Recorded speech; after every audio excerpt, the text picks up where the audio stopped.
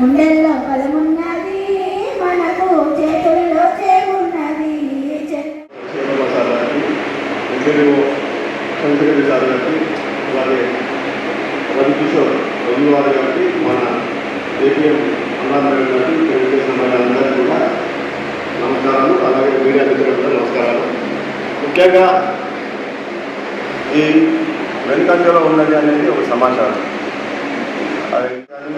అలాగే మనకి చట్టం రాష్ట్రం కలిగించిన, ప్రభుత్వం కలిగించిన అభివృద్ధి పనులు వినియోగించుకోవడంలో కానీ, ఇంకా మహిళలకు ఇచ్చిన స్కీమ్స్ ఉపయోగించుకోవడంలో కానీ వెనుకంజలో ఉన్నది. కావున ఈ అవగాహనలో ఈ సదస్సు నిర్వహించి దీనిలో అలాంటి చైతన్యం కల్పించి వాటిని పూర్తిగా వినియోగించుకోవడానికి కల్పించడం సదస్సు నిర్వహిస్తున్నాము. అలాగే మాకు పోలీస్ పరంగా మీరు చూస్తున్నారు, మహిళలపై చట్టాలు అనేవి ఏమేమి ఉన్నాయి. పోక్సో కానీ, డౌరీ హెరాస్మెంట్ కానీ, 112 అంటే ఏంటి, 181 అంటే ఏంటి, 109 అంటే ఏంటి, 1081 అంటే ఏంటి, వీటిపై అవగాహన కల్పించడానికి ఈఎంఎస్. నా పేరు ఎస్ రాజాబి, నేను ఎస్ఐ చేరగూడి మహిళా పోలీసు. ఇక్కడ వచ్చేసిన మహిళలందరికీ నమస్కారాలమ్మా.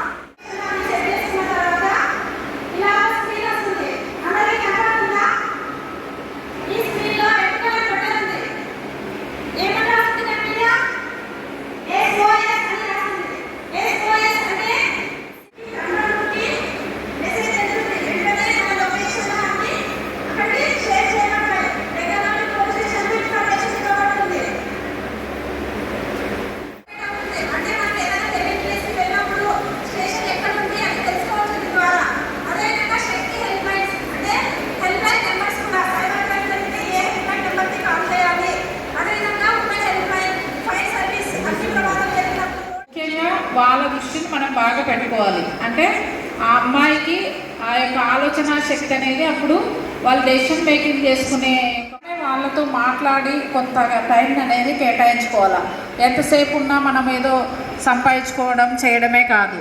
అందరూ కూడా ఇప్పుడు మన ఈ యొక్క మండలాల్లో కూడా మేము మహిళల కోసం ఒక టీములు కూడా చేశామంటే ఆ గ్రామ సంఘాల్లో కానీ, మండల సమైక్యలో కానీ, ఏవైనా కానీ మహిళల పైన ఏదైనా జరిగినప్పుడు మహిళా సంఘాలలో చెప్పుకోవడానికే మనం ఒక కమిటీలను కూడా ఏర్పాటు చేస్తాం. కాబట్టి ఆ కమిటీలతో మనం డిస్కస్ అంటే బయట వాళ్ళకి ఏ విషయాలు చెప్పలేనప్పుడు మన పొదుపులు మీటింగ్లప్పుడు, లేదా మన గ్రామ సంఘ మీటింగ్లప్పుడు, మండల సమైక్యకి వచ్చినప్పుడు ఆ గ్రామ సంఘ మీటింగ్ వచ్చేసి మా గ్రామంలో జరిగిన ఈ ఇష్యూకి ఎలా చేయాలి ఒక అవకాశం అనేది ఉంటుంది.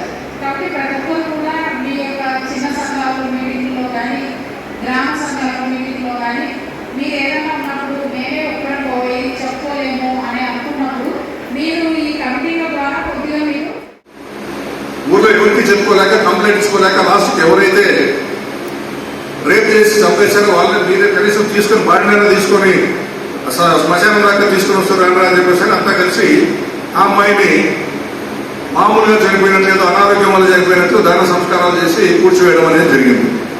అయితే ఈ విషయము నేను అప్పుడే కొత్తగా జస్ట్ అక్కడ పనిచేసిన 48 రోజులే కరువు కాలంలో అందరినీ కూడా ఉపాధి హామీ పనులు ఇస్తూ వాళ్ళకు కల్పించడం అనేది జరుగుతుంది.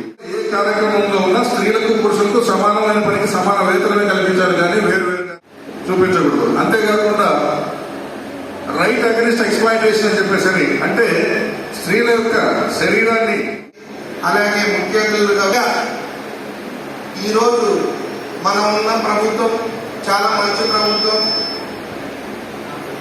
మహిళల కోసం ముఖ్యంగా ఎవరికి ఏ ఇబ్బందులు కలగకుండా చేయాలనే ఉద్దేశంతో చేసిందే ఈ శక్తి యాప్. శక్తి యాప్ ఉపయోగించుకోవడం తెలిస్తే పోలీస్ డిపార్ట్మెంట్ వాళ్ళు తీసుకుంటున్న చర్యలు, అలాగే గవర్నమెంట్ వాళ్ళు తీసుకున్న చర్యల గురించి మీకు అవగాహన కల్పించాలనే ఉద్దేశంతో ఈ సభ ఏర్పాటు చేయడం జరిగింది. అందరూ వచ్చినందుకు ధన్యవాదాలు. ఇక్కడ